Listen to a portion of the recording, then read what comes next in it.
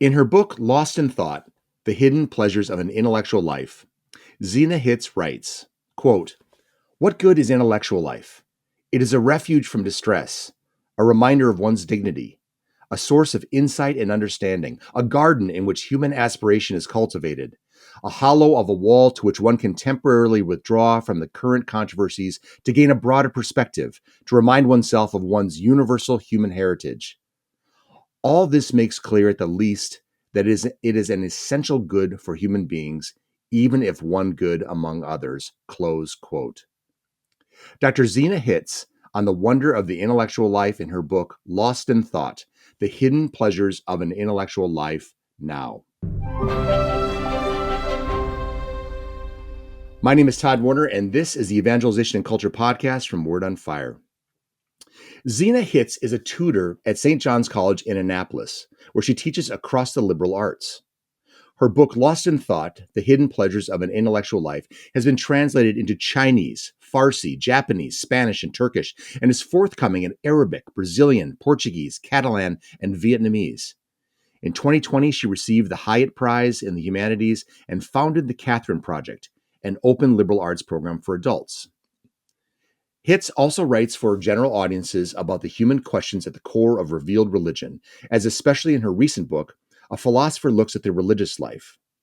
Her essays have been published widely in Chronicle Review, Commonweal, First Things, New Statesman, Plough, Tablet, and the Washington Post.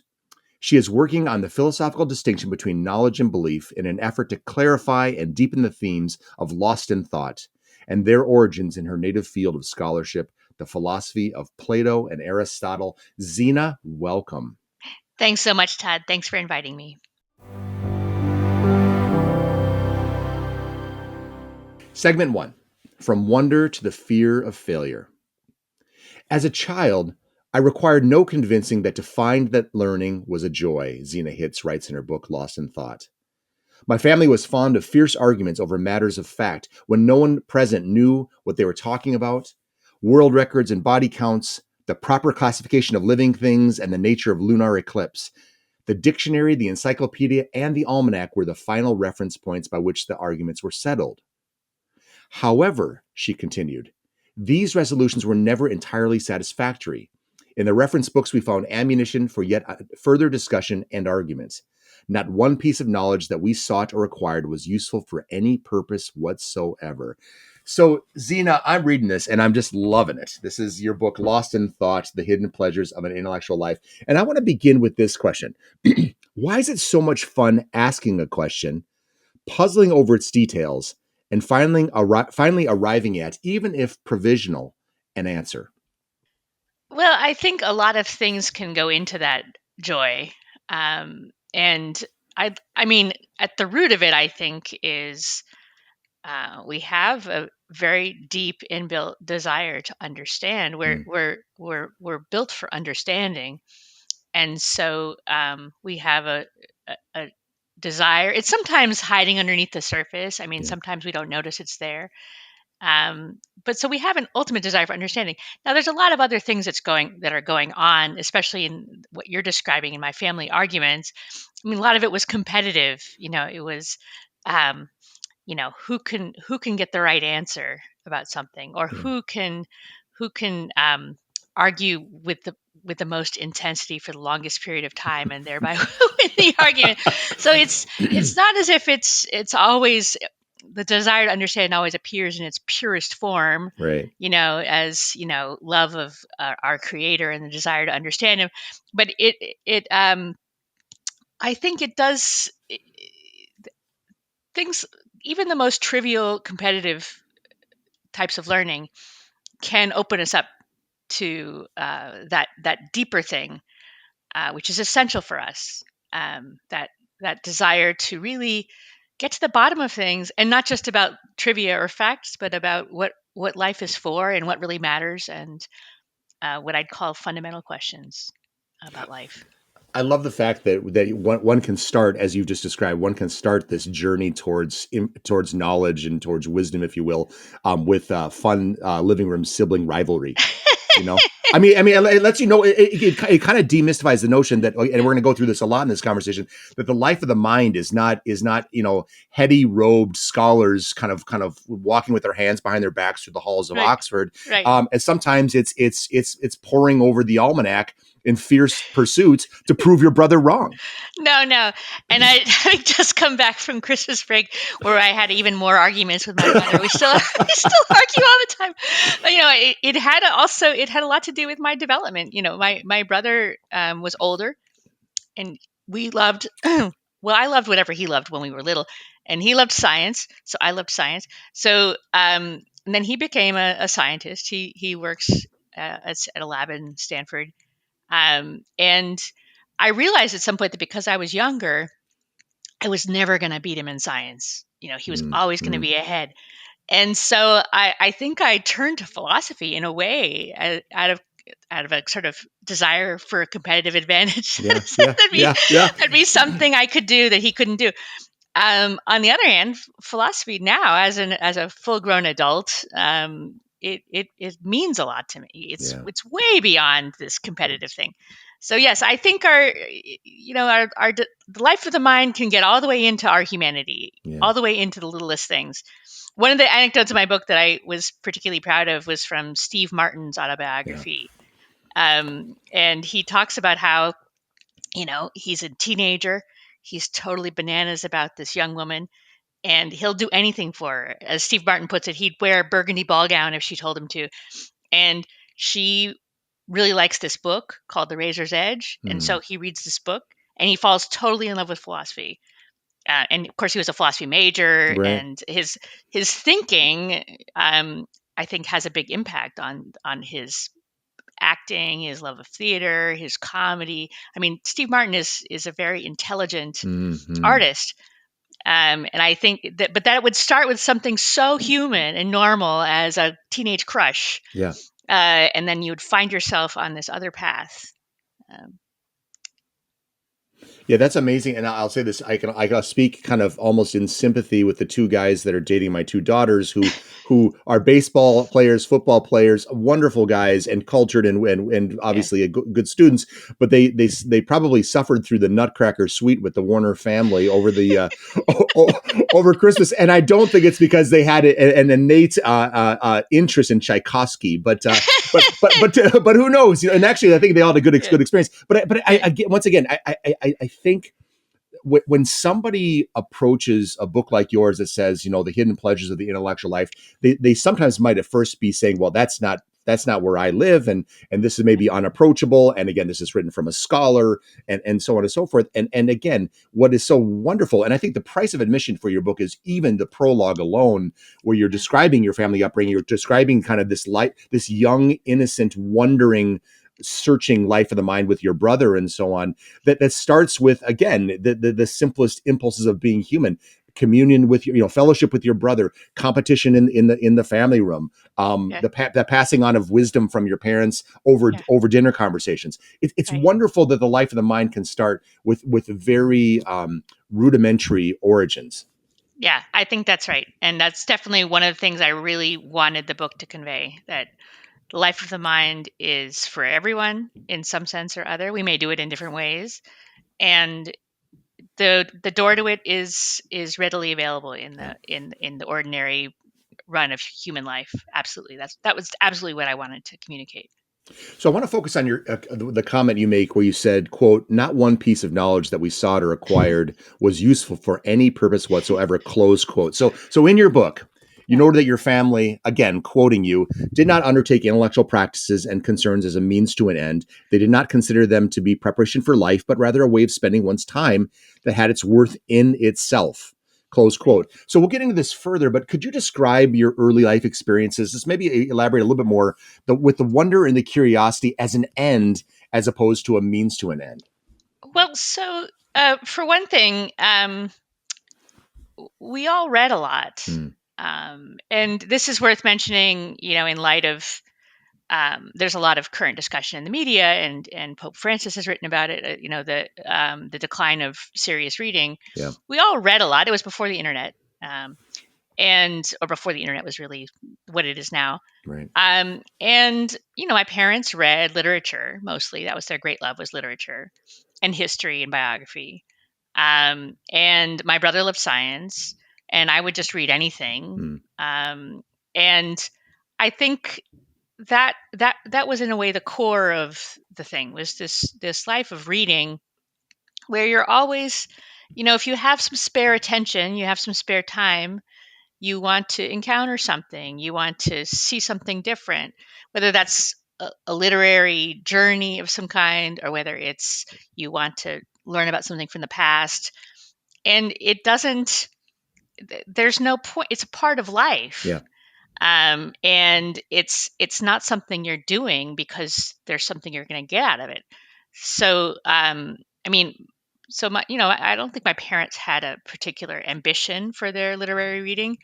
They both also liked to write, but that wasn't why they were doing it. Yeah. And my brother's interest in science was definitely because he liked thinking about things. Yeah. And he liked understanding how things worked.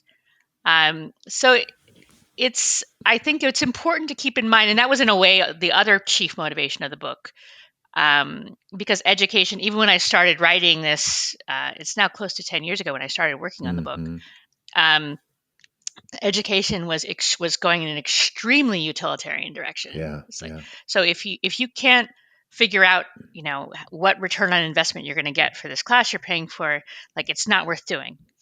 And the whole point of education, in a way, there is to form one's humanity, to shape one's life, to have a source of imagination and thinking, and a certain kind of inner space for one's life. It's about being a human being. And that doesn't mean there isn't anything useful to learn. I mean, there's all kinds of important trades and skills that help make the world better. It's not that, but these are really two different things. And you don't want the second thing, the training for various purposes, to replace the first thing, which is the human formation. It's at the root of so many things that we care about. I mean, art and music, theology and prayer, work, and making things, making mechanical things run in a certain way, as well as, again, the real fundamental questions of life. What's this all about? What's this for? And there's an old tradition, which I am presenting a kind of version of, where what it's all for is appreciation. It's contemplation. It's taking it all in and saying, look at that, so that when that, one of the things, actually, I may have stopped doing this, but it was my old habit anyway. On my way to work, you step outside of your house and you kind of look around you, and you look at the sky and whatever else is there. And there's a moment where you're just like, oh, wow, like, look at that. Yes. And that can be that sense of wonder, appreciation, contemplation, savoring what there is. Yeah. It can go to so many different levels and go into so many different contexts. You're sitting around the fire with your family, on a holiday, or and there's a moment when you sit back and you're like, oh, wow, look at this, at this. Like, so that's part of the human experience too, that I think is fundamental. And it's endangered, I think, in our current environment. So I wanted to defend it and to try to cash it out. I love the notion of what you just described about the dangerous tendency towards utilitarianism in education. I teach medical students in my practice of medicine. I teach medical students internal medicine residents, but also I work with undergraduate at a local Benedictine school. And one of the things I say to people going into medicine or who are practicing medicine is, you need to be as good of a student of human nature as you are of the human body. And that doesn't mean, again, then you should read Dostoevsky so you can practice better medicine. Right. But you will. You will practice better medicine. I mean, that's I mean, so there is a little bit of a means to an end, but to your point, I'm going to also go back to Donald Kagan out of Yale. You may have read his stuff in the past, but one of the things he said, this emeritus professor and who's a 20th century icon in the Peloponnesian War history and so on. And I know one of the things he really talked about again and again was was this sad kind of loss of the education of the complete man, the complete woman. Right. This rounding out that you should be learning the literary, the philosophical, the theological, the historical, even though it doesn't necessarily exactly figure into it doesn't figure into your calculations as an accountant per se, Right. but it figures into everything else about your life that found your way to being an accountant. And I'm not, Yeah. and I'm loving accountants out there, believe me. But Right. so to your point, I think that danger of becoming a reductionist human being to becoming a specialist to becoming a technician at the expense of kind of your soul is a dangerous and scary thing, which is why what you're writing is so very, very penetrating. Well, and I think that since I started writing, the way I would have put it early on would have been to say there's more to life than just what's useful. Yeah. At the end of the day, you use something, you get certain goals, but there has to be something, some moments, some activities, some human things where you stop and say, this is what it's all about. This is why I was doing all these other things. So, you're a doctor, you want people to be healthy. Why do you want people to be healthy? Yeah. You don't be healthy for their own. You want them to be healthy so they can live fuller lives. So they can do all the things that human beings do. And if you don't have a sense of what that is, you don't have a sense of what your work means. So that's what I would have thought in the old days. Now, as time has gone on, I've thought a bit more about why it's actually extremely pragmatic in the long term to have these types of humanistic study. Hmm. Uh, if you turn everything into a technical task, you lose a lot of ways of understanding what's effective and what isn't. I mean, you lose Yes. the whole context of and medicine is a perfect example. You people go to the doctor for all kinds of reasons, and they make decisions about their own health for all kinds of reasons. That's right. They don't see themselves as technical, and if you see them as technical, you're going to miss something 100%. really crucial. Same for anything, for carpentry, for accounting. These things they're in a human context where people are trying to live meaningful lives. And if you haven't taken that in for yourself, it's not just your own life that's going to be impoverished. You're not Yeah. going to be able to really use your gifts and use your talents in a way that benefits other people. So it's more important, I think, even than I thought it was. So I No, might frame it differently even now than I did then. I've sort of become more, if anything, more convinced of how crucial this kind of thing is. so let's talk about your background. So Zena, so here after high school, you grew up, if I remember correctly, you grew up in Canada, and Yes, you graduate from high school. California. I grew up in California, in Oh, San Francisco. Yeah, I'm sorry, California, yeah, yeah. and so you attended St. John's College in Annapolis, Maryland, if I'm not mistaken, That's right. Where I teach now. where That's you right. teach now. And so and that's where you'd study the liberal arts. So tell us a little bit about leaving this home that's got this kind of this profound rootedness and wonder, and you Yeah, go and become a young student immersed at St. John's, a wonderful school in the yeah. humanities. What was that like? Right. I do want to put just one word out for my parents because I say it in the book, but it's true that I'm so grateful looking back that they didn't, they didn't miss a beat that I wanted to go to a liberal arts college and get a liberal Mm, arts education. And I see it's so often now that often the young people want it and the parents are concerned yeah, that it's not going to be useful, it's not going to be helpful. So I'm so grateful that they just, it wouldn't even occur to them to question it. yeah, So it didn't occur to me I would do anything else. Um, I mean, maybe political theory or something, something practical like that. But yeah. so St. John's was and is still a quite unique place. And in a way, the idea of learning for its own sake is very central to it. And in a way that's possible for a very small institution that does really just one thing, which Mm, is, read through the classics of the Western tradition, not just in literature and philosophy and political theory and history, but also in mathematics and science, mm, which is particularly unusual. Even with the burgeoning classical schools movement, that aspect is unusual now.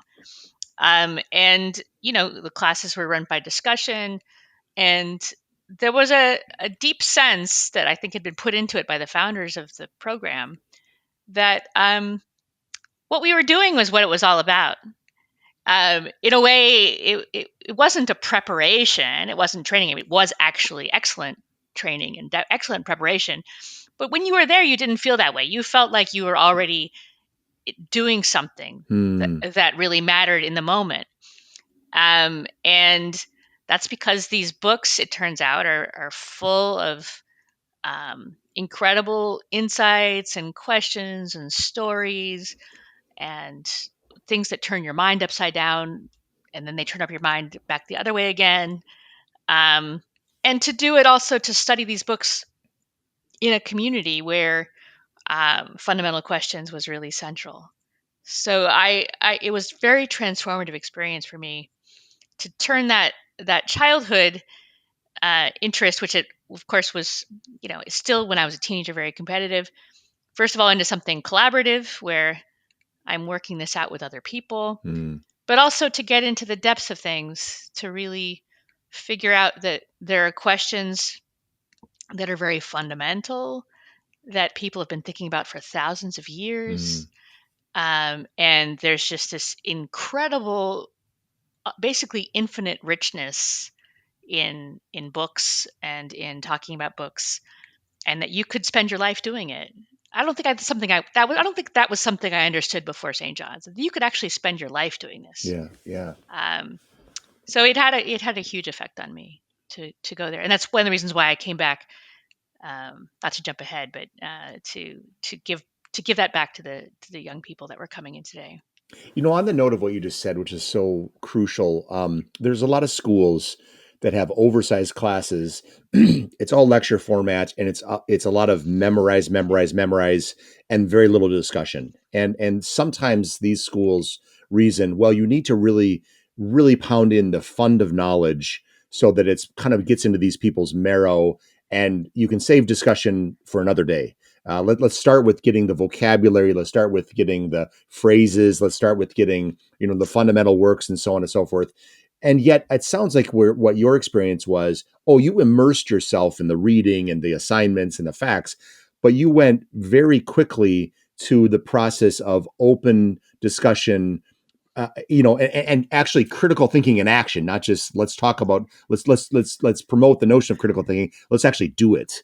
Right. I just want to ask you about that worldview of fund of knowledge, memorize and live to discuss another day, and just reading and discussing here and now, so you know how you think, how others think, and how your professor can guide you in your thinking. What isn't this a seismic difference? Not only in college, but the way someone approaches all things in life going forward? I think it is a seismic difference. I don't think it always has to be. That is, there can be uh, the type of teaching that I do and that I promote is open-ended discussion of Yeah. great books. That's what I do, and where each person is recognized as an inquirer who has their own questions, has their own interest in their own questions, and has the capacity to pursue them further. That's what I am most interested in. Mm. That said, I've memorized tons of stuff, and it's Sure. very useful. So it's especially when I was in graduate school, I had to learn languages and keep a bunch of stuff in your head, and it's very, very useful. So, but what I fear has happened is that for basically economic reasons, it's much easier to run a big lecture Yeah. class, or even better, an online lecture class or an asynchronous online class. It's very inexpensive for universities to do that, because that one salary they're paying their professor is um, giving that many credits to that many students. Yeah. So Yeah. there's a kind of efficiency to it, but it's an efficiency where if what you're doing is just a piece of a picture where somewhere else someone is getting that sense that they are a thinker, that they have questions, that they have, in the end, a power of um, understanding and taking in information and making their own judgments. Uh, that is basically the capacity to become a mature thinker, whether practical or theoretical. Mm. If you don't have that in your system somewhere, what you're going to have is something where there's really some people ruling over others and telling them what they have to learn. Yeah. So, I think it was probably always important for us to have institutions like St. John's. But I think these days it's really important because I fear that at least in the US, those other spaces are getting crushed also. So if there's no place where you make your own judgments about what's true and what isn't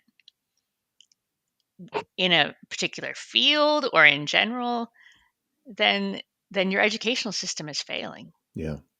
Because all of those judgments, all those facts that people are telling you to memorize, those are all the products of human thinking and human judgment. And that's a process in which we should be taking part in some way. And if we're not doing that, then we're doing something very seriously wrong. I was teaching, on the side. I had a passion for Churchill, and so I would, for once a year at a local high school for a number of years, I'd spend all day teaching a high school European history class, an hour on Churchill, PowerPoints, and all this kind of stuff, and Yeah. and it was a lot of fun. But I'd have lunch with the history teachers, and I just one day I said, I imagine you enjoy teaching the AP history almost more than the general history, because oftentimes there's a maybe a greater enthusiasm among students for the material and so on and so forth. And I was stopped short when they said, actually, no. I like that less. And I said, well, how can that be? Because they said we had to put that much more material in, and we had to nip conversations in the bud so we could just keep blasting through the material.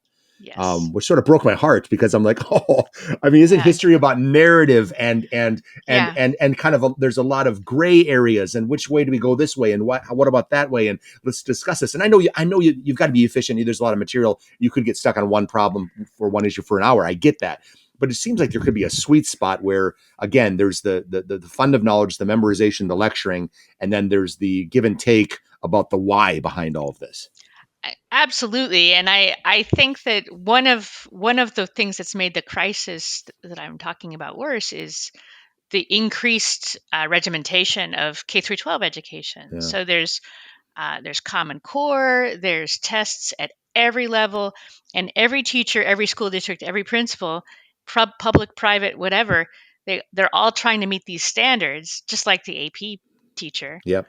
And that means everything gets boiled down into little points. And I think the thing I might like to bring out that I haven't really talked about so far is that part of what you lose is that the why questions and the open-endedness and the sense of why it matters and the personal development, all this thing. But what you're also losing is the zeal. Like, then you're losing touch with your natural love of learning, Yeah. which is what makes the whole thing work. So if I meet young people who have gone through regular sort of garden variety public education, and they love to learn, but they don't associate it with school. That's got nothing to do with it. Yeah. Yeah. So Yeah. they do all their learning in their hobbies, in their other interests, because their natural desire to know is getting no attention, and in fact, it's being continually shunted aside. Which was true even when I was in high school. It's one of the reasons why I ended up at St. John's. I remember being in high school chemistry, and there'd be these amazing moments where you just wanted to talk about things. Yeah. And the teacher would always say, no why questions, no why questions. You gotta keep, we gotta get through this material. Yeah. And Yeah. I remember thinking, no, there's gotta be. There's the magic. Don't leave the magic behind. Exactly. Like, you don't want to suppress that excitement, that interest, that zeal for understanding. Yeah. That's what makes the world work. From the depths to the heights, to the nitty gritty, to the best things, and the so it's that needs to be put front and center in education, is the fact that we are natural lovers of learning, and it's not about forcing bits of pre-digested knowledge down our throats. It's about nurturing that love of learning the way that you would a plant or a tree that has it's going to do its thing. You just need to provide the right conditions. And yeah, anyway. There's two quotes you make me think about the indictment of education over the years when it goes wrong. And Churchill was Yeah. one of them. And he said, my education was interrupted only by my schooling.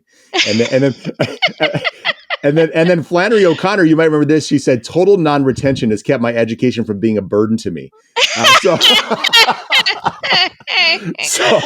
I mean, they put their finger on what you're saying, Zena. Right. No, that's right. Yeah, and you know from reading O'Connor that how much she must have thought and learned, and but yeah, it's amazing. Yeah. So you pursued again. You correct me if I'm wrong. You pursued a master's degree in classics at Cambridge. You studied social thought and philosophy at the University of Chicago. You finished your PhD in philosophy at Princeton, and ultimately arrived at various professorial positions at McGill, at Auburn, University of Maryland. Ultimately, finding your way back to your alma mater at St. John's. That's right. Yes, And that's what happened. and your description of graduate school and teaching and academia, as you read your book, seems kind of worlds apart from your fresh, joyful, inquisitive life as a child and an undergraduate student. And so one reads your book, and you kind of are unvarnished in some of your kind of the criticisms that you have about sort of what happened. You populate your book and darken it to some extent with phrases like fear of failure, social hierarchy, competitive humiliation, and words like status, prestige, and idolatry. So in this short span of time, from the wonder of childhood and young adulthood to kind of the big leagues of academia in both your education and teaching, sort of what happened? So I think it's funny that the section of my book about graduate school and mainstream academia has gotten sort of different receptions. There are many people write to me and they're like, that's exactly what it was like. Thank you for telling it how it is. And other people say, like, this wasn't really my experience. I don't remember it being this bad. So I think the first thing to say about it is this was very much my experience. Sure. So it was what graduate school brought out in me, and the role that it ended up playing in my own journey. And I think it's a feature of elite education, I think, especially, which is a shame because elite education also has many other really serious benefits.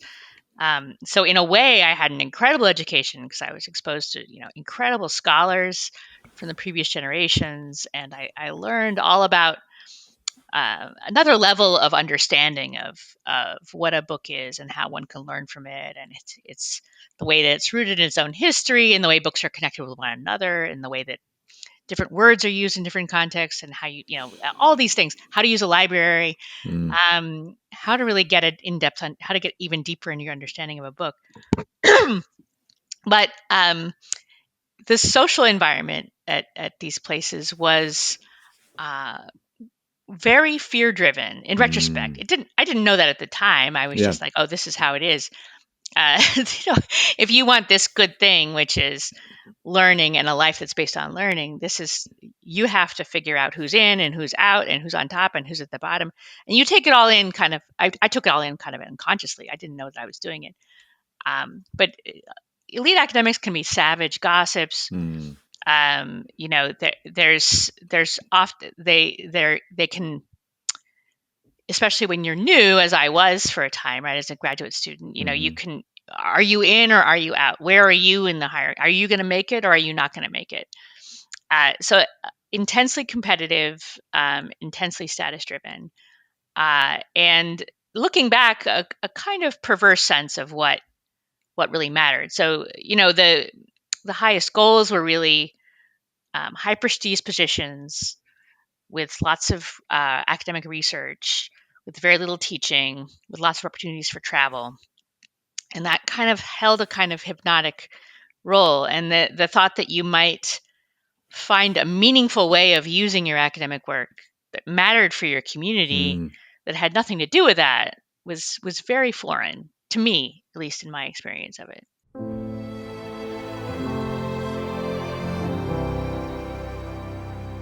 Segment 2, a moment of clarity. On September 11, 2001, when two planes struck the twin towers of the World Trade Center and one of the towers began to collapse, Zena Hitz, a graduate student at the time, recalled, quote, everything in me stopped. Out of the shocked blankness came the insistent thought that I had to quit philosophy and do something, to break out of the world of the library and into the world of action and international affairs? What was the point of studying philosophy and classics? What conceivable difference could it make in the face of the suffering world? Close quote. So, Zena, this reminded me of a moment described by Benjamin Lipscomb in his book, The Women Are Up to Something, which, if you've read it, it's a captivating work on four English female philosophers in the mid 20th century. And here's what Lipscomb writes, quote, "In the wake of Victory in Europe Day, newsreels at the British cinema began to show images of the horrific Nazi concentration camps. Oxford graduate and budding philosopher Philippa Foot took in the piles of bodies, the remains charred in ovens or tangled in electrified wires, the emaciated survivors stumbling around in a daze, the adolescents clutching the bowls of thin soup they had been given, flinching instinctively as anyone approached. When Foot emerged, shocked by what she saw, she found herself sitting across from her Oxford mentor, Donald McKinnon, whispering, 'Nothing is ever going to be the same again.'" So, Zena, after your 9/11 moment, were you ever the same again? And what did you do next? I think it's fair to say I wasn't the same again. Mm, I think it did have, in the end, com- uh, it was a turning point for me. It didn't all happen right away, but there were things that kept happening that kept bringing me back to that moment. yeah. So what happened after that was, as in the part you read, I got quite dissatisfied very suddenly with being a graduate student in philosophy. I was really just taken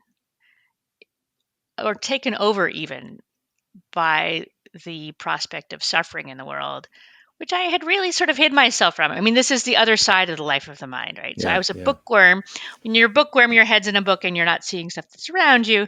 And when you're sort of scrabbling for success in an elite grad program, you're not thinking about other people, or you're also not in the nitty gritty of life, right? So I Mm, was living with other young people. I wasn't around children or the elderly, or people who with serious illnesses. So you can live in these pockets where you actually might not you might be able to really hide from the basics of human life. yeah. So looking back, for me, what happened at September 11th, in a way, it was very extraordinary and very dramatic and very unusual, and things like that don't happen often. And in another way, the thing that moved me the most was, these parents losing children, and children Mm, losing parents, and brothers losing sisters, and spouses losing spouses, and it's this intense grief, which is in fact going on all the time. yeah. It's going on all the time. So I think that the real revelation was something which began that day and then sort of grew over time as I saw more and more how I'd actually just seen into something basic about life that the way I was living my academic life was not attentive to at all. Um, there might be people who do live academic lives who are attentive to it. But I wasn't one of them. Uh, and I was also youngish. I was in my Yeah. Yeah. late 20s. Yeah. Um, it is possible to live into your 20s without really confronting things. So anyway, I almost quit academia entirely. I almost quit philosophy. And then I sort of talked myself into staying the course, and keeping on doing it. But something was off. I wasn't ever at ease anymore after Yeah. that in being an elite academic.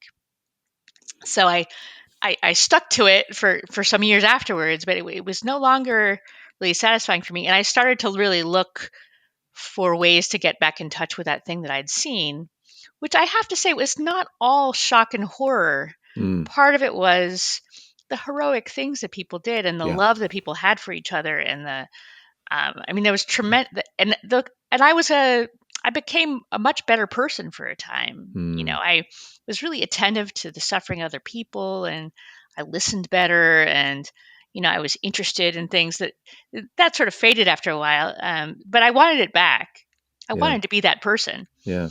So at some point, I figured out that. So I came into the Catholic Church, Hmm. which felt unrelated, but really wasn't Yeah. in the end. Yeah. And then I started doing volunteer work with the poor. And that tapped straight back into this thing from Mm, September 11th. where it was just straight. Here I was, like, something about the deepest basics of life, and the necessity of serving others in very, very concrete ways. And that created a major crisis, because person to person service to the poor, in a soup kitchen or homeless shelter or whatever, that's very, very different from writing philosophy books in a library or Mm-hmm. teaching undergraduates. And I couldn't figure out how to reconcile them. Yeah.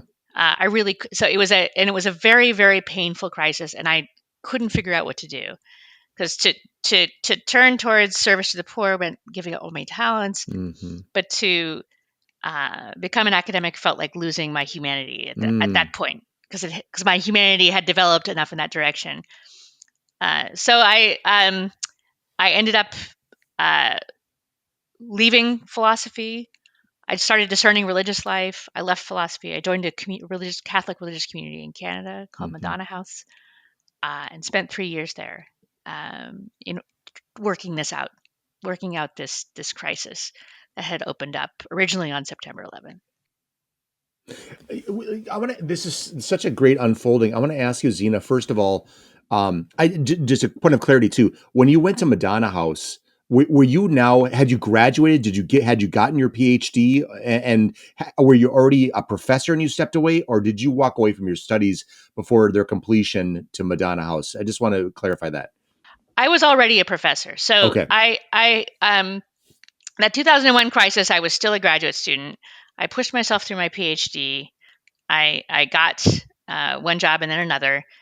Came into the church during that time when I was a young professor. And it was my life as a professor that kind of brought the crisis into high Yeah. relief, to the Yeah. point where I had to leave. So I left. I walked away from a career, profession, a whole job, a whole way of life. It Yeah. was probably the hardest thing I've ever done. I Yeah. mean, easily the hardest thing I've ever done, to do that. And Zena, what was it? Just so people, I'm interested. Obviously, you unfolded more in your book, but what was it about Catholicism? How did you land there? I mean, you were searching in a lot of different areas and so on. How did Yeah. you land on Catholicism? I think there's a simple thing to say about it. There's a lot of things I could say. There's a simple thing to say about it, which is that I went, I was, when I decided I was going to have a religion, which was how I decided it, I went through the ones that my friends had. I had, by this point in my life, a number of quite religious friends. I had a friend who'd had a conversion from being secularly Jewish to being religiously Jewish, and who had a bar mitzvah at the age of 25. I had I had friends who were religious Episcopalians or Anglicans, and I had friends who were Catholics. So those are the three kinds of religious Mm-hmm. people I knew. And the other two, the non-Roman Catholic ones, were obviously going to be much easier Yep. for me to do, because academic life has there's a kind of a hierarchy of religions that are cool to okay to really off, and Catholicism is past the line into off. So I wanted to avoid that if I could. I mean, I didn't think that through, but that's how Yeah. I was Yeah. moving. Yeah. So so what finally won me to the Catholic Church, I was at this time teaching at Auburn in Alabama, and I was like, I'm living in Alabama. I've got it, and I had been experimenting with Judaism. I was like, this isn't working, so let's become a Christian. And I had gone to a couple of Episcopal churches, and I walked into Catholic Mass at St. Michael's in Auburn, and there were just all kinds of people, Mm, people from all over the world, mm, young people, old people, people who were by themselves, you know, people who were with families. And also, just before Mass, it was quiet. mm, People were praying in the church. mm. And I think it was partly looking around the room and saying, why are all these people in this room? What's drawing all these people Yeah. together? Yeah. Yeah. And also that quiet and silence. And it was quite quick at that point. I was like, okay, Mm. this is it. This is what I want to do. Um, yeah. You make me think, Zena. So I converted in 2010, and I remember at the sort of this step before we went through the Easter Vigil and being accepted into the church. I remember one of our mentors talking about her own conversion, and she said that she was with, whatever, Sister Cecilia or what have you, and this person was saying, she was describing to Sister Cecilia how she ultimately chose to become Catholic, and Sister Cecilia stopped her short and said, let's just call her, Barb, understand something. You didn't choose this. You were called here.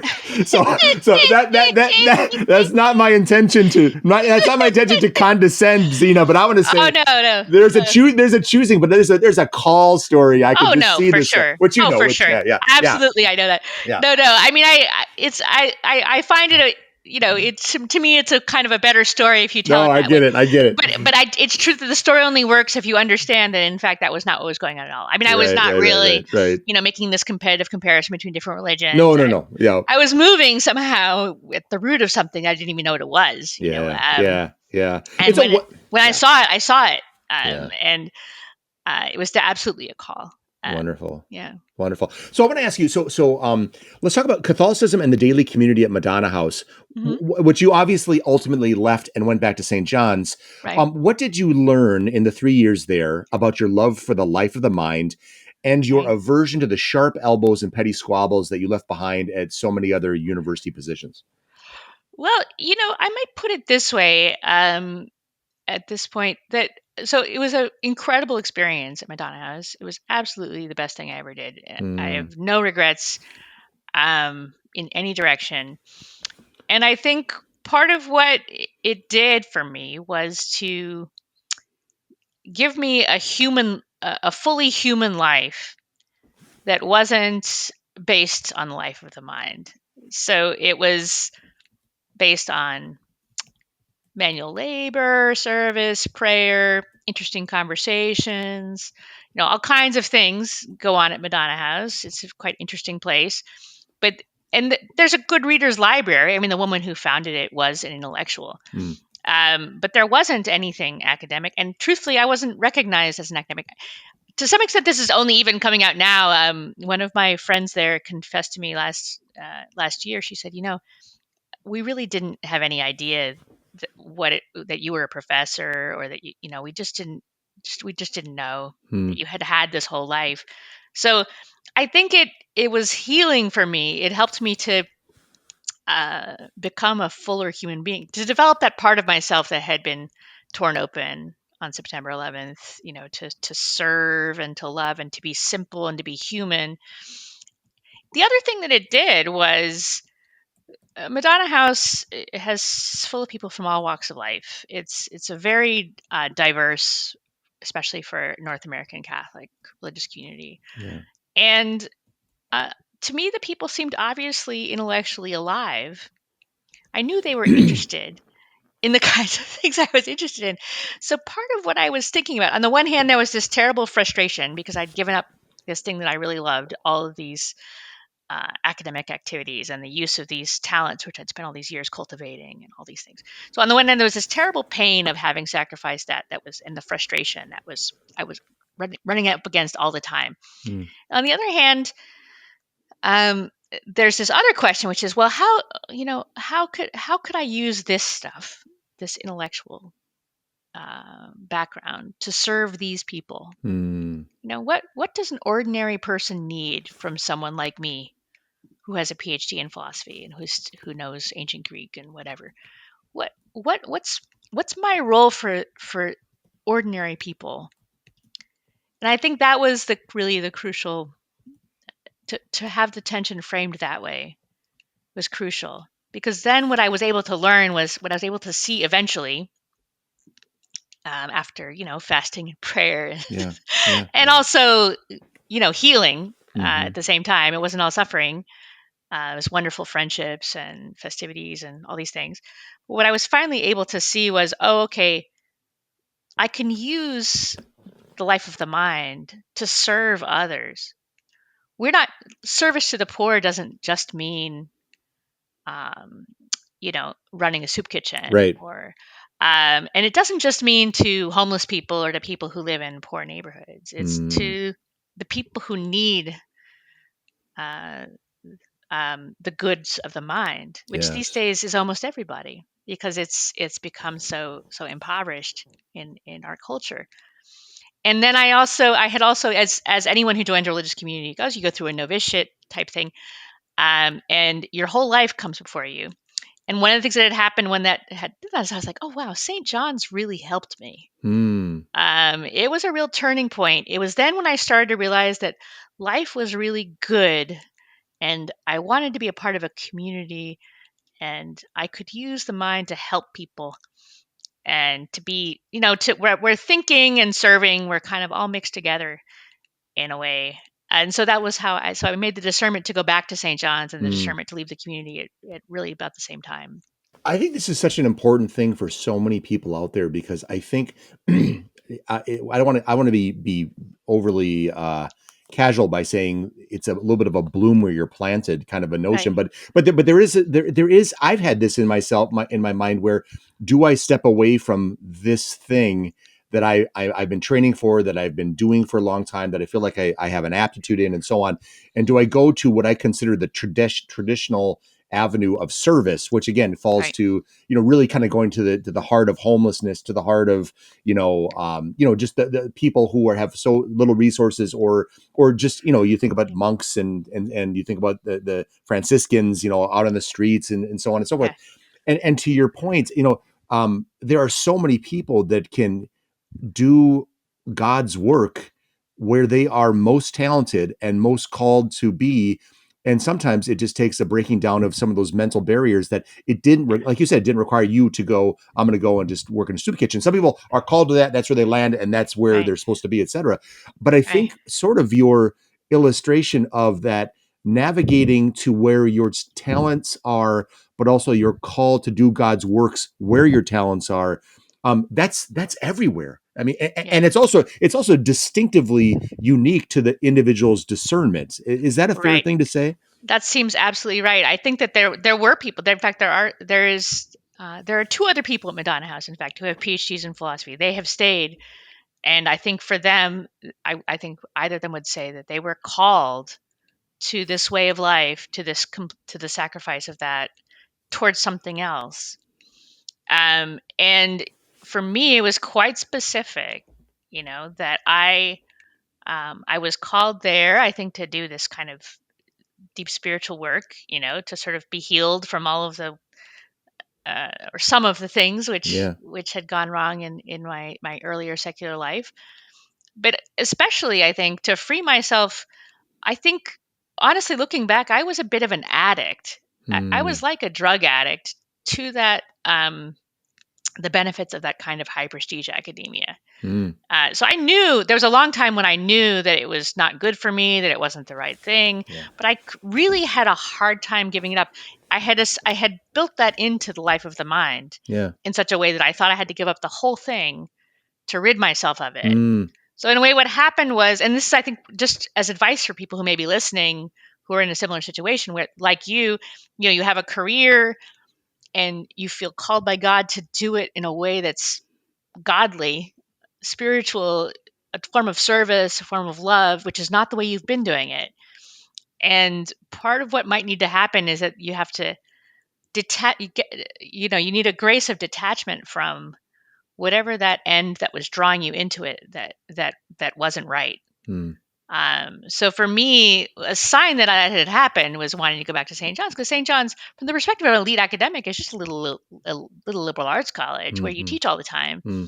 You don't have time to do research. You're not part of a community of scholars in the same way. In other ways, it's a wonderful school and excellent, and it's a privilege to have a job like that. But from the perspective I was, the very distorted perspective, it was it would have been seen as a step down. And so I had to, when I saw that it was what I really wanted, and it was also not what I had wanted as an elite academic. That was the moment when I realized, oh, this is for me. This is what I Hmm. need. Um, where you have it's how to, and it's so particular to each person. And Yes. some people can stay in exactly the same place, and the inner orientation will shift. And other people like me, you need to do something to break uh, whatever the thing that's tying you uh, to the bad parts of your profession, your practice, your way of life is.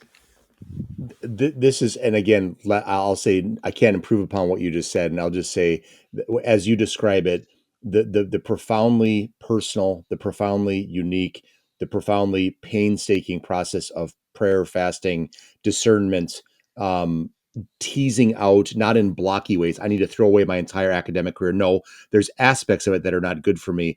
I need to serve in this fashion, maybe not, but you need to serve, and Yeah. finding your way, not instantaneously, but over time, and probably through tears and anxiety, but also joy and overcoming to that very organically arrived at God called process. That's amazing. It's again, it's the anti-algorithm.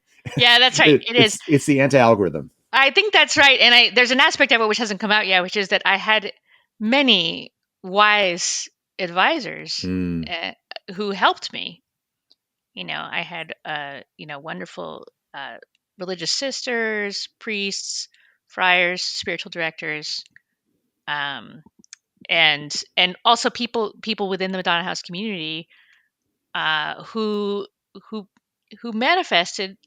It wasn't just that they had good things to say. hmm They manifested a way of life that I knew I wanted, and that was part of what made the whole thing work. That's part of the organic process Yeah. is being around other people who are interested in some version of the same goal, who've each gone their own way, who have experiences with these types of crises and these types of discernments. That I think for me was really crucial also. Mm. So it's not, I think sometimes it sounds completely mystical, which it is hmm hmm deeply, because it is a relationship between you and your creator Yeah. and your redeemer, but it is also mediated through these other human beings Yeah. and through friendships and through mentorship, and all of these things were crucial. I couldn't have done it without that. Hi, I'm Todd Warner, Managing Editor of Evangelization Culture, the journal of the Word on Fire Institute. Word on Fire is a global evangelical community that exists to provide our members with the resources they need to proclaim Christ to a secular culture. Our award-winning quarterly journal, Evangelization Culture, is offered exclusively to Word on Fire Institute members. It's a tangible representation of our mission and goal to lead with beauty in order to bring others to the knowledge of truth. Inside each issue, you'll find writing from premier scholars and inspiring pieces on literature, culture, and daily life from fellow missionaries on the journey to know and serve Christ. Get a copy of the current issue of the Evangelization Culture Journal for free by visiting wordonfire.org/journal. Thank you, and join us in bringing Christ to a hungry culture.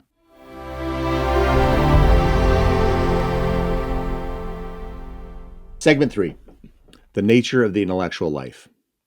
Leisure, Zena Hitz writes, can be savored in a moment or in a long pause, or in a restful chewing over of the events of the day. A weekend in the woods can allow the insight that was gathering, hidden in our daily busyness, to blossom. Despite ancient prejudice against it, manual labor frees the mind to ruminate and consider in a way that other forms of labor do not. That is why carpentry or gardening or house cleaning can be satisfying in a way that ticking boxes, pushing paper, or thinking through complex but trivial problems is not. So, Zena, you seem to highlight not only that the intellectual life is accessible to everyone, but that it is often the fruit born of mundane moments and the fruit of trial. So Right. Einstein, stuck in the Yeah. patent office, described it as the worldly cloister where I hatched my most beautiful thoughts.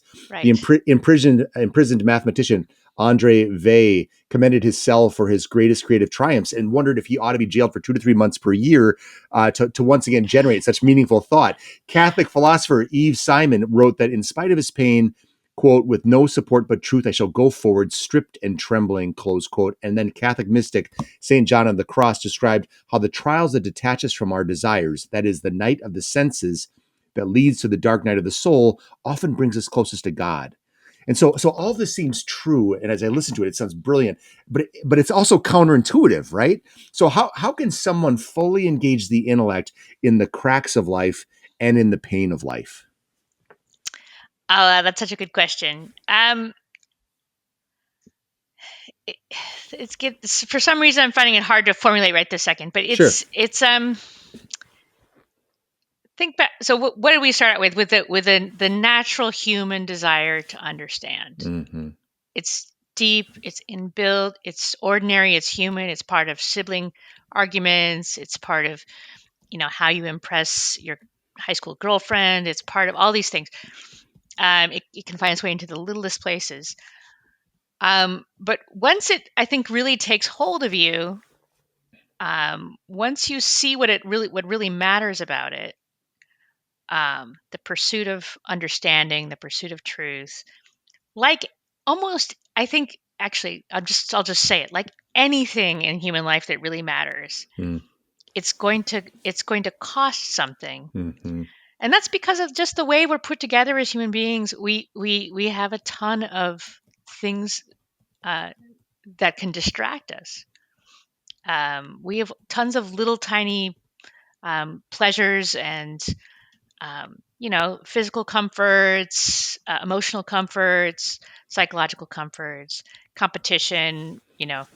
Uh, some people, there's a um, and there's something in us that seeks out these things. It's not just by accident, Mm-hmm. right? So restless searching. We don't.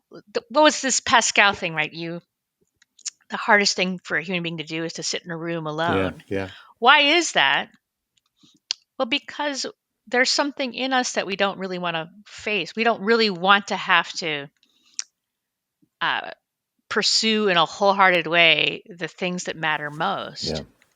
Yeah. And so there's always going to be pain and suffering in any really human worthwhile endeavor. Mm-hmm. So you can compare it, for instance, to uh, you know athletes. Okay, so they they athletes can do incredible things.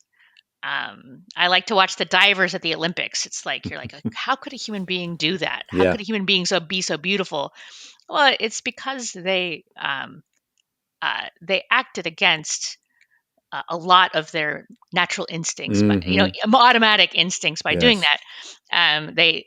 They got up early. They ate food that wasn't delicious. They didn't eat cookies. They caused pain to their bodies. They gave up various hobbies and parts of life, and that's all necessary to do that.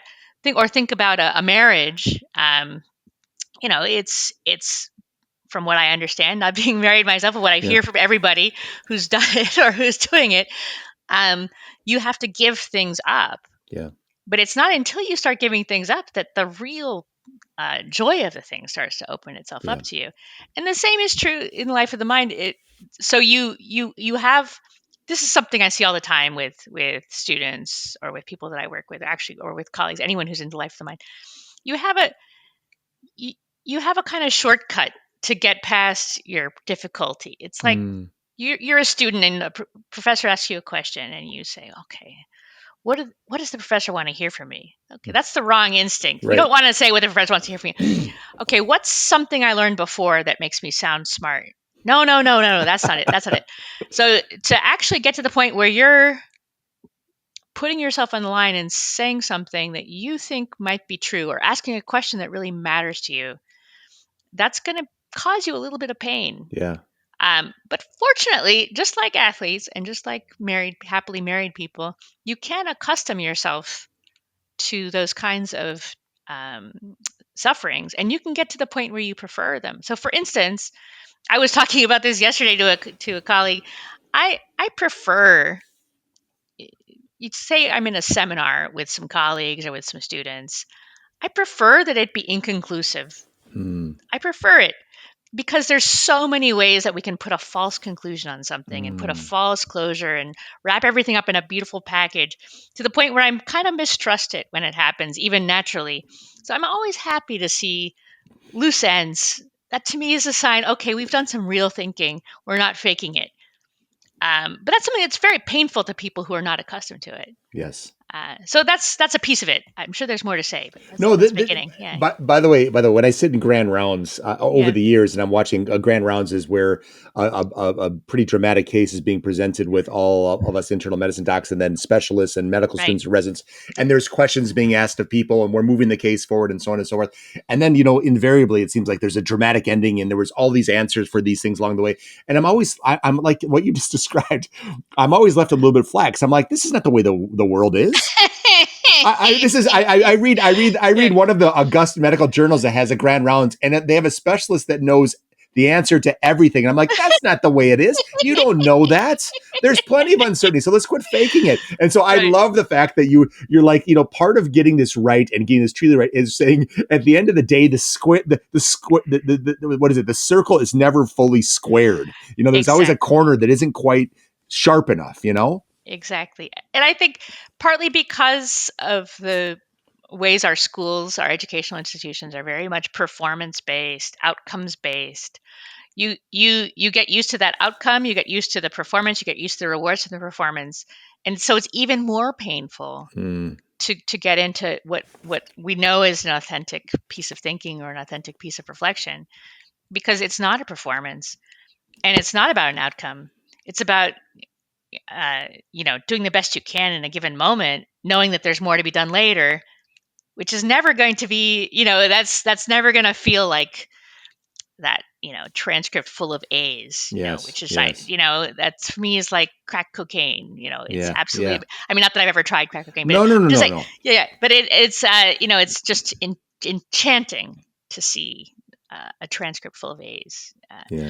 But it has nothing to do with real understanding. Real understanding is something different.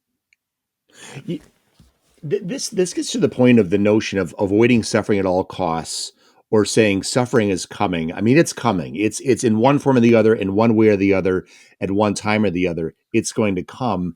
And if one says, I'm going to step away from the notion, especially in my endeavors, my Right. worthwhile endeavors, I'm going to step away from the notion of avoiding suffering at all costs, and saying, what, if I sort of accept, not masochistically, but or fatalistically, like I'm inviting it, but I mean, if I accept that suffering is part of the program of living the full life, then maybe avoidance should not be my top priority. It should be learning how to cope with it, how to grow from it, and how to pay it forward. I mean, pay forward the Yeah. fruits of what you learn from suffering.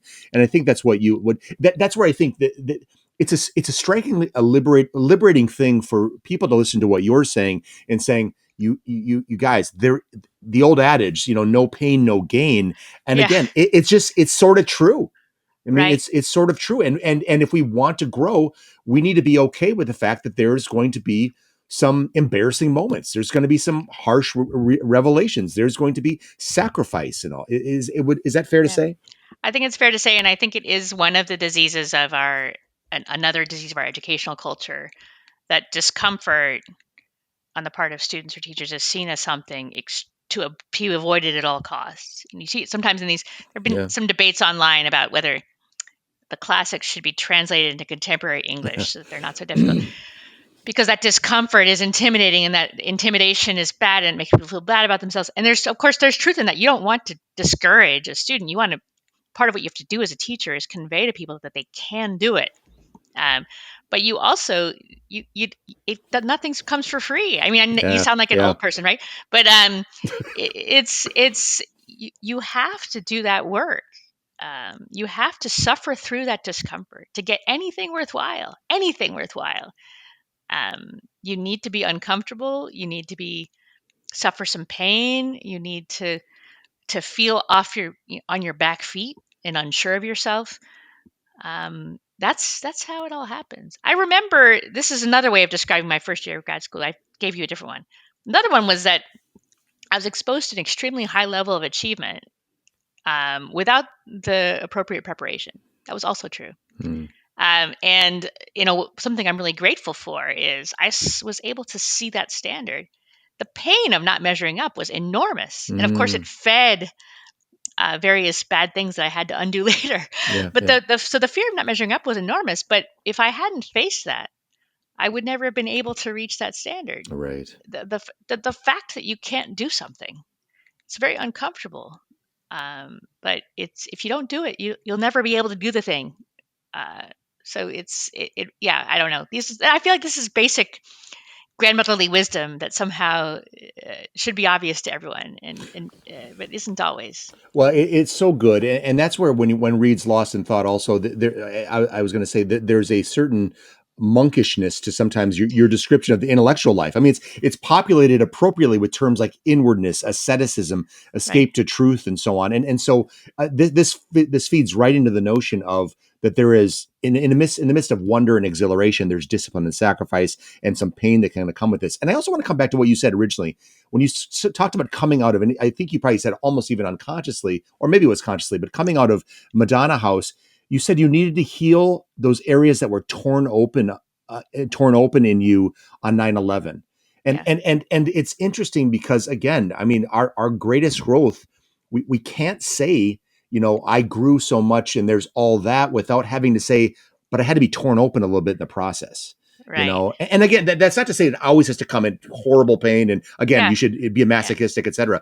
But it's but there is a peace in knowing that this is sometimes part of the process. I mean, every epic out there, whether it's Harry Potter or Lord of the Rings Yeah. or Luke Skywalker, Yeah. it's always kind of a stumbling, fumbling, painful process until you arrive. And Right. when you arrive, you're always like, I haven't arrived. I haven't arrived.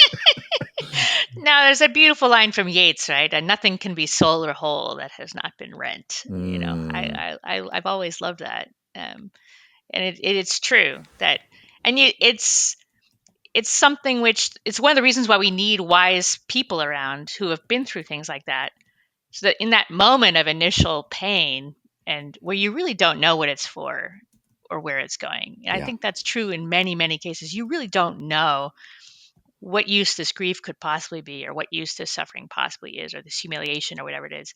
To know that there is something on the other end of it. Wise people can tell you that, and it can help you to persevere in whatever it is you have to do to see what that is. Yeah. That to accept your grief or your humiliation or your suffering, so that you can get to what's on the other side of it. Zena, you describe it in Lost in Thought, the intellectual life. You're looking at the film The Hedgehog, and you describe it as it's portrayed in the film as comprised of three features. And I just wanted to Yeah. just say a couple words about this. The Yeah. first is an inner life of retreat and reflection that is withdrawn from the world. It is a source of dignity. It is a space for communion. Could you just say a few words about those three insights? Absolutely. So the film The Hedgehog, which I gather is not available on streaming. I found this out when the book came out. I hope it's made available by now. I hope that Sure. my book's fans have demanded that it be re-released. Um, the main character is a woman who's a concierge, basically like a building superintendent of a very wealthy apartment building in Paris. So all the residents are wealthy. She's working class, and she puts out this, she's the cranky concierge. She takes in the mail. She does this very manual work.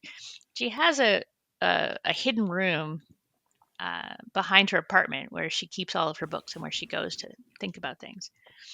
And so the first part of what I'm saying has to do with that. That is that she has a refuge. She lives a life which is useful but also humiliating, Hmm. because it's the sense of social class is so extreme, and people treat her with contempt. But she has this place where she goes to retreat from that, and there she does something where she recovers her dignity, which is reading, Hmm. thinking, understanding, immersing herself in philosophy, culture, whatever it is. And when she's there, she's uh, walking with the greats, right?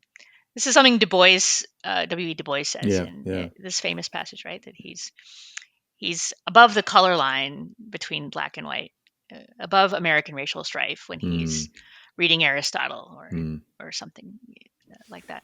So those are the first two pieces. And the other thing that happened in the movie, I thought was such a great um, sort of paradigm, example, model for the life of the mind, is that the other people in the building who don't like the the the sort of rat race of life of the wealthy. They don't like these status driven conversations. They don't like that everything's materialistic. They too retreat from it, even though they are wealthy, they're not working class, Yeah. into books, culture, reading, understanding. And then these three people, two of them who live in the building, the other the superintendent, they find each other and they form these friendships, which are not on the basis of being a member of the same social class. They're not on the basis of, we're fellow competitors on in the rat race of life. Mm-hmm. There are things where the deep human things are holding these people together. Yeah. So in a similar way, it happens to me regularly that you're sitting around a seminar table, and there's this person across the room that your colleague who you cannot stand, and they say something which is true and which helps you to understand the thing that you want to know. And in that moment, you have a kind of communion with them. You're bound together with that person. So there's a source of friendship and communion that's we're able to achieve by getting into who we really are as human beings, into our dignity, and the life of the mind is one really crucial way of doing that. Zena, you mentioned literary critic and essayist George Steiner a few times in your book, and you talk about his observation that all art and thought aims at transcendence, at God or at God's absence. So I'm going to ask you, as a Catholic, do you believe that God is at the center and the end of your intellectual search? I do think so, although I think it resists in a way that resists neat formulation. Mm-hmm. So what is it that how does life of the mind work? How is it possible that we're able to, in the way that I've been talking about, Mm-hmm. make progress in thinking, make progress in understanding, but all in a climate of some uncertainty? Like nothing ever feels totally done. Nothing ever feels totally finished. You never, you can have an insight, but it's never a complete insight. There's always something missing. There's always something more. That's kind of the way the life of the mind works. Yeah. How is that possible, and how do we account for the depth of our desire for progress along that route? Well, there's a transcendent being at the other end of it who's somehow holding out more and more and more. Yeah. And more that's available to us, that's intelligible, that's understandable, that's true, that's helpful, that's beautiful, that helps us to live better. And so in that sense, it has in a general way, the outlines of God. That's it. I teach St. John's is a secular school. Mm-hmm. I've always been in secular intellectual programs. I mean, apart from a few stints here and there in religious groups or Catholic groups. And to me, it's obvious that a wide variety of human beings can be a part of this Mm-hmm. with believers. So, St. John's has a mixture of people who are believers in various. Some are Catholics, some are Protestants, some are Muslims, some are non-believers, and we can all participate together in these journeys to a certain point. So I think one of the reasons why I liked Steiner and I liked using it was that it captured for me the universal human nature of this kind of yearning and this activity, so that it does, I think, ultimately lead to God.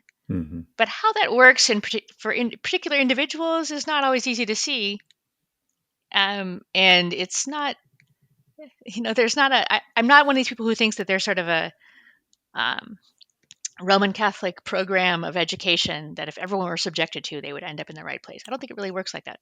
So we have to kind of work in our piecemeal way with others who may have a different sense of what the goal is. And it's a shared human thing. It's life of the mind is a human good. It's a natural good. It has a supernatural end, but you can move around in it for quite a while without recognizing it. And you can learn from people who are doing that a lot. I love it. I love it. Segment 4. The danger and delight of the intellectual life. In Lost in Thought, Zena Hitz writes, quote, I asked what learning would look like stripped of its results, reduced only to its effects on the learner. The question was meant to get at why learning matters for its own sake, and we find a bit of a paradox. We have not one culmination of a human being, but two. One is the fulfillment of the highest and deepest human possibility, the capacity to understand. The other is the bond of unity between human beings, love itself, as Augustine puts it in the passage that opens this section, or what I like to call communion, close quote. But I'm going to quote George Steiner again, who said, as a literary critic and essayist, and having found himself a fugitive from the Holocaust, darkly reflected, quote, "We know now that a man can read Goethe and Rilke in the evening, that he can play Bach and Schubert and go to his day's work at Auschwitz in the morning," close quote. So Zena, you write exquisitely on the dangers of what I would label wealth, honor, power, and pleasure as the errant ends of the intellectual life, and the hope for the cultivation of love in the midst of learning. But we have a number of well-read monsters out there, right? So how can the proponents of the intellectual life hope to form men and women into lovers and not evildoers? Well, look, so way in which it isn't. So there's a way in which it isn't up to us. So life of the mind is a realm of freedom. That's why it matters so much. It's a natural human good. That means it's the realm of freedom. So people can use it how they're going to use it, and that's one of the things I think Steiner brings out so well in those reflections on the Holocaust. And it is one of the most startling facts for anyone who wants to defend life of the mind, that these the most educated people who ever existed did the worst things that we can imagine. So it's obviously not a foolproof algorithm for producing good people. Right. Absolutely not. And not only that, but I think it has to be pursued in a certain way for it to be really beneficial and to draw people towards what's better, towards loving and serving one another rather than hurting one another. So I think one of the things that's key for that is a climate of collaboration, learning through conversation, learning in a spirit of reverence for the past, even if it's not a religious reverence, but just a sense that all of the wisdom of all the cultures, it has been laid out and studied and cataloged, and we are like little ants, finding our way through this incredible treasury of stuff that we could never begin to fully understand. And so I think there's some sort of basic virtues that need to be in place in a educational institution: humility, seriousness, and basic respect for the dignity of people. Yes. And I think those are natural virtues. They're available to people who aren't necessarily religious, who aren't necessarily Roman Catholic, but they are necessary, I think. So, and I think you just I've been thinking more recently about the spirit of institutions. What makes a school work? What makes a company work? And I do think that you need human beings who care about the right things, and who have the capacity to cultivate them, and are willing to learn from others and learn from the past and learn from examples. There's no simple way to do it, and it's never infallible. You can look at a lot of these things. It's all in a way, it's all back at the beginning in the dialogues of Plato. As you have this guy Socrates, who was poor and who was executed for his pursuit of the life of the mind, and who had many students. One of whom was Plato, who wrote these incredible books which educated, a huge portion of the world's cultures. And then some of them were terrible tyrants. Yeah. And they took this person, and they took from them what was useful for certain ends that were nefarious, and they ran with them. So I think we can't pretend. There's no guarantee in this kind of thing. There's only using the wisdom of the past and the wisdom of others and the wisdom of what's worked and what's worked elsewhere to try to build institutions where we can be the best people that where we're given the opportunity to be the best that we can be. And we have to know that not everyone's going to take that.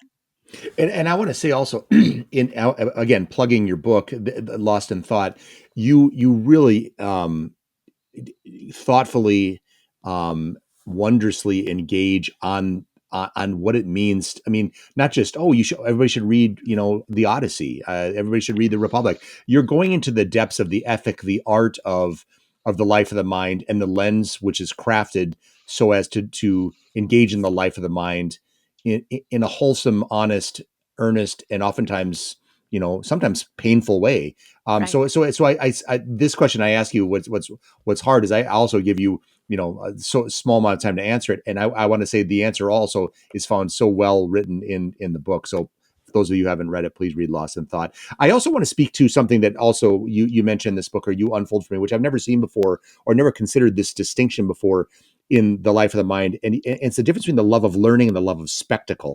Yes. And the difference between Augustine's studiosis and Yeah. curiosis.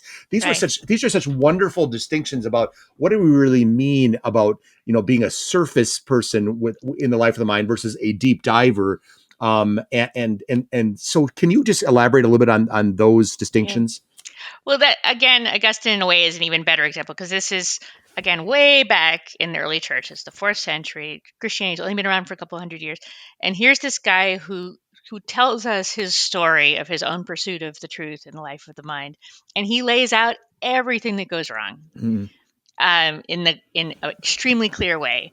So it's not in retrospect surprising that to me he was so helpful in formulating this distinction. That is that you can just as you can think about eating, you can eat to be healthy, to enjoy what tastes good, and to be with others in a way that's completely moderate and normal and temperate and good. It's part of human life. We should eat with others. We should eat food that's healthy and good for us and that tastes good. But if you think about what happens when you become a glutton, yeah, you start to really the taste of things starts to take precedence over anything. So you're eating yeah. by yourself, you're eating more than you should, you're destroying your health because you're obsessed with that taste. Mm, And something similar happens with learning. So you can become preoccupied with that feeling of learning. And maybe it's competitive, maybe it's just a certain kind of pleasure that you have.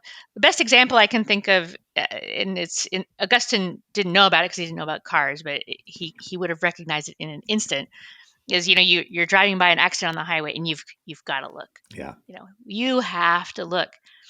And why do you have to look? What are you going to learn that you don't yeah, know yeah, already?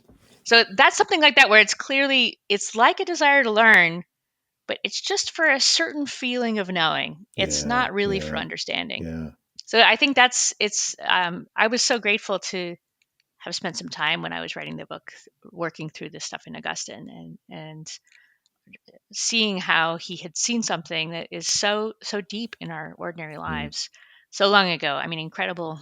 It's incredible the riches that we have to draw on in understanding things. So yeah, thank God for Augustine. That's all I have to Yeah, for say. sure. Yeah, yeah, Zena, could you reflect upon the politicization, or as you would call the opinionization of the academy and the intellectual life today, and maybe speak specifically to how you feel based on your experience at a lot of different institutions as a student and as a professor. How can colleges and universities more effectively impart the love of learning and the life of the mind to students today? So start with opinionization and politicization of the academy, and let's move into how do we kind of change that? yeah. It's something that's been going on for quite a while. I think, honestly, Hmm. it goes in and out of public attention. Um, but here's one very simple example. There's all kinds of stuff in the media that anyone could think of. Um, but one kind of example that's very normal, if you have a lecture class, and you want to integrate some conversation, discussion into it, what do you do as a professor, a normal professor in normal school? You say, okay, well, what do you guys think? Mm, And then everyone has their opinion. Oh, I think this. I disagree. I think this. I think this. I think that. And you pat yourself on the back because you've engaged the students. Now, the students in general, if you ask them, they do get more energy when you ask them things like that. hmm. They don't usually like that part of the class Mm. because even they can recognize that what you're asking is for something very superficial. It's a Yep, reaction. yep, yep. You're asking for a reaction. You don't want a reaction. You want to leave your reactions at the door. You want to get to something different. You want to get to understanding. You want to open up a question. You want to have an insight. So I think that's quite common feature of sort of, again, mass, what we've introduced as mass learning in our universities. There's the core of the problem is, I think, a loss of the sense of what the mission of the university is.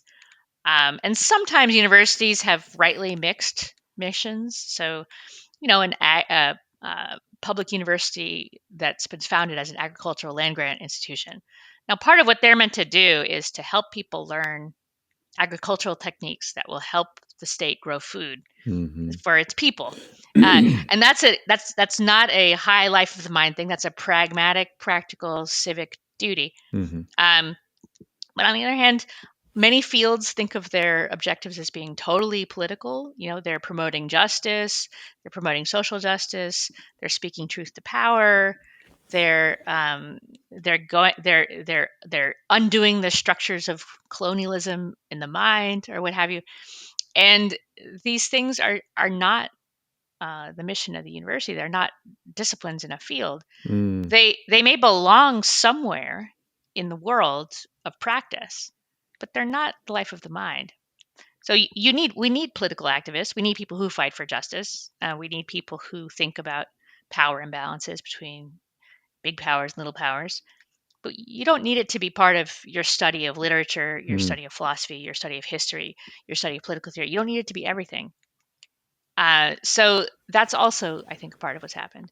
And one way you could tell the story would be to say, well, okay, there was this widely recognized progressive shift in the university elites to become more interested in these questions of social justice. Then one of the reactions that's been from the conservatives is to say, well, we need more intellectual diversity. But even then, you're thinking about the opinions that people have. You're not thinking about the project of developing paths of learning and understanding. So my thought is that what universities need to do is to really do some soul searching about their mission, and individual departments also, and disciplines. What are we doing with ourselves? Are we producing numbers of publications? Are we producing talking points for activist groups? Are we just certifying people who are going into pragmatic professions? Right. No, we shouldn't be doing any of those things. We should be developing disciplines which aren't going to survive elsewhere in the market, and the things that a real discipline. This connects to the point about communion. A real discipline like literature or political science or physics or theoretical mathematics, it unites people together. It doesn't distinguish people from one another. Yeah. You don't care whether the other theoretical mathematician at the table is a Democrat or a Republican. Yeah. Yeah. You just want to know what they think about math. Yeah. And that's the space of the university, are these fields which are human and which are not divided by partisan matters. And I think at this point, almost everyone has become complicit in this kind of politicization. So it's quite discouraging. But I do think we can do it. And some institutions, I think, are already starting to turn inward and to think about what are we really supposed to be doing? Yeah. AI has actually been a huge generation of introspection in this respect. If what you're teaching your students could be done by plugging in prompts into a computer, what have you been doing? Yeah. What have you been teaching? And don't you want to teach the things that only human beings can do? It's funny you say that, because one of the favorite teachers at my daughter's high school is a professor of a teacher of moral theology and philosophy, and we talked to him about the Chat GPT cheating. If what, and he says, and this is what he described. He says, it's easy for me. He goes, because I can read what someone's writing on. I can see where Chat GPT doesn't make the transition or the leap or what have you. You can see the boxiness of they're trying to answer a philosophical question that even a fumbling, unprepared student wouldn't make that kind of a boxy kind of an adjustment. And so it does speak to the nature of a lot of these things that are, again, they're profoundly human, not to be sort of just warehoused and data mined by by an AI program, so to speak. Exactly. So yeah, to get down to the roots of those human activities of thinking and understanding, and the roots of the disciplines, including, I just throw this out there. Traditionally, these things have happened. I mean, everyone knows that the fields of the humanities are particularly threatened in contemporary universities by politicization, by opinionization, and finally just by the cutting of programs and Yeah. funds, dropping enrollments and the cutting of programs and funds. And I think it's starting, but has not quite been yet recognized that theoretical science and mathematics is also going this way. Yeah. And I'm really grateful that my book has these examples from theoretical math and science, because it shows that in the end, it's not that we care about math and science and not the humanities. It's that we care about the useful. We idolize what we think is Yeah. useful Yeah. instead of really thinking about developing our capacities to be human. Zena, I have two questions left for you. One is that when students come back to you, having been molded and formed at St. John's, having been molded and formed by you in this process of appreciating the great works of literature, and also elsewhere at your school and history and so on, at reading them, savoring them, and then discussing them, and they go on to become lawyers or teachers or doctors or housewives or whatever the case may be. What do they say to you about how you have formed them and how that has impacted their practical daily work? Yeah, I think that's a great question. One of the things they say is, I can read anything. Hmm. They're fearless about learning. Um, and they're also often fearless about going against certain conventional ways of doing things. I'm Hmm. thinking about an alumna of the college. This wasn't one of my students, but an alumna of the college who went to law school, became a lawyer, and then went to business school, and found this career in the intersection of finance and law that kept her out of stuff that she thought that many financiers did that was immoral. Wow. And she trusted her own judgment, and she trusted her own intelligence, and she used her brain, and she was very adventurous. So I think they're often adventurous. They're often very creative. They Many St. John students have founded schools. Many of the classical schools that are at the roots of the classical schools movement originated from people who had graduated from St. John's. Um, I often think that the things that I've done for my students in particular have been a little bit more humble. I mean, the things I hear about are moments I said something encouraging. Hmm. I told them they were good at something, or I told them how I too was once bad at something, Hmm. or I gave them some kind of reassurance that they could do this thing, that Yeah. they were doing it. So I think that's more what I'm remembering personally when I've heard Yeah. back from Yeah. students. That's on more on the service end and less on um, the life achievement skills. But it's a And it's a powerful that those are yeah, powerful things, especially for, as you think about your experience in the cut and thrust and sharp elbows of what you yeah, experienced in graduate school. Seeing somebody like you say that kind of thing to a student can again empower them to say, I can take this on. I can move forward, and all of a sudden they're catalyzed to become who they're called to be. That's fantastic. That's well, fantastic. sorry, I could keep talking forever, as you can No, see. no, I But love this. part of it is too that it's underneath this this educational culture of, we don't make students uncomfortable, Yeah. we don't push their boundaries, we don't make them feel bad about themselves. Underneath it is a terrible sense of insecurity, and Yes. what they often need to hear more than anything is something encouraging and true. So not you don't want to lie to them and tell them that they're good at things they're not good at. That's very harmful. But if you can say something that's true and encouraging because you've put your eyes on them, not on some performance or result they've done, but because you're noticing how they do things, I think that's it's really underrated how much that is helping people in our current situation. Just to say words like that, to pay attention to other people and to notice what they're doing well and to tell them, because I think it's a unhappy, anxiety, and fear-driven world we live in, and it doesn't help us to avoid the conflict, but it does help us to say things that are true. Zena, you conclude Lost in Thought with this thought, quote, "Let us remind ourselves of the broad scope of human enterprise, as well as the depths available to anyone with a bit of time to think. Let us give free play to the human intellect and the human imagination in an attempt to ground all that is in our hearts in what matters most," close quote. So, Zena, in conclusion, how have you personally been changed by living and imparting the life of the mind? Well, I have a how have I personally changed? So, if you leave out all the beginning parts that we already talked about, how I came into the church and became a better person who serves others and things like that. Apart from that, I think I've seen, how do I put this?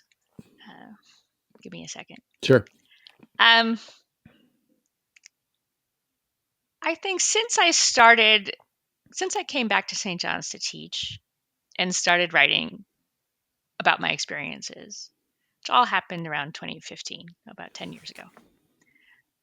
Since that point, I think that I've learned how much it matters to have a basic orientation towards some human good that you're using for the good of others, where you're serving, and you're serving by bringing a human good to other people, and to have that at the core of what you're doing, however distracted you get. I mean, I get distracted, I get too busy. One of the jokes of Lost in Thought is that ever since it came out, I've been so busy giving talks and so on. Like I have no leisure time whatsoever.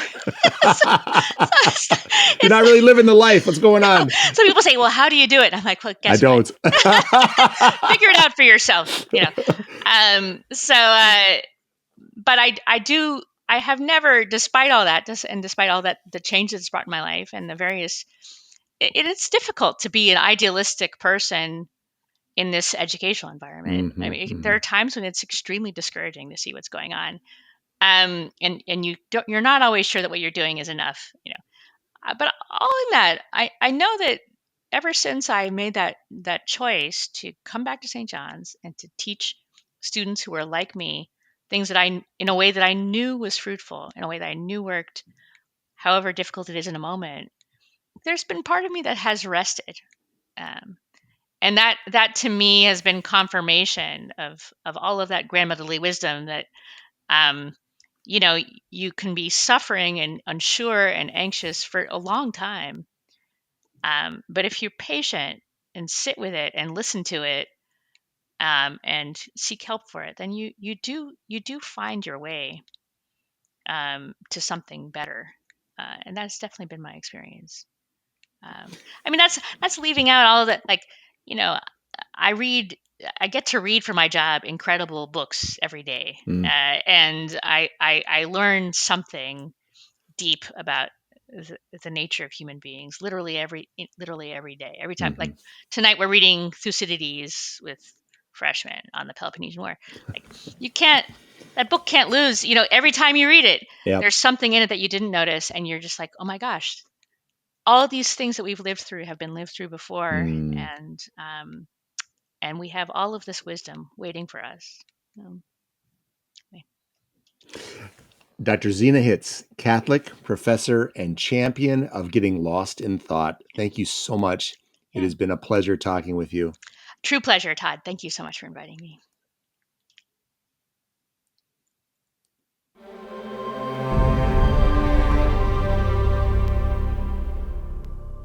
So I've been thinking, forever, I've been drawn to the life of the mind. There is an allure to ornate oak bookshelves teeming with books and rooms warmed by elegant desks, Persian rugs, and emeraldite lamps. Such libraries exude knowledge, wisdom, and the soft glow of contemplation. And it makes sense that we should all attend to the life of the mind as it opens us up to the true, the good, and the beautiful, and what Victorian poet Matthew Arnold called the best that has been thought and said. But just when I am lost in my soothing book-lined reverie, I am jarred by essayist George Steiner's warning in the wake of the Holocaust that, quote, "We know now that a man can read Goethe or Rilke in the evening, that he can play Bach and Schubert, and go to his day's work at Auschwitz in the morning," close quote. Isn't reading great literature intended to civilize the savage? Isn't listening to great music inclined to tame our inner beast? Isn't reflecting upon sublime art supposed to calm our tumultuous souls? In theory, yes, a resounding yes. But devoid of God, these sublime intellectual implements can simply create exquisitely cultured monsters. Now, to be sure, the transcendentals of truth, goodness, and beauty help us to peer beyond the material world into ultimate reality, a reality suffused with the wondrous and ineffable. Beauty serves as the most apparent gateway to the radiant empyreal. As Bishop Barron insists, beauty is the arrowhead of evangelization.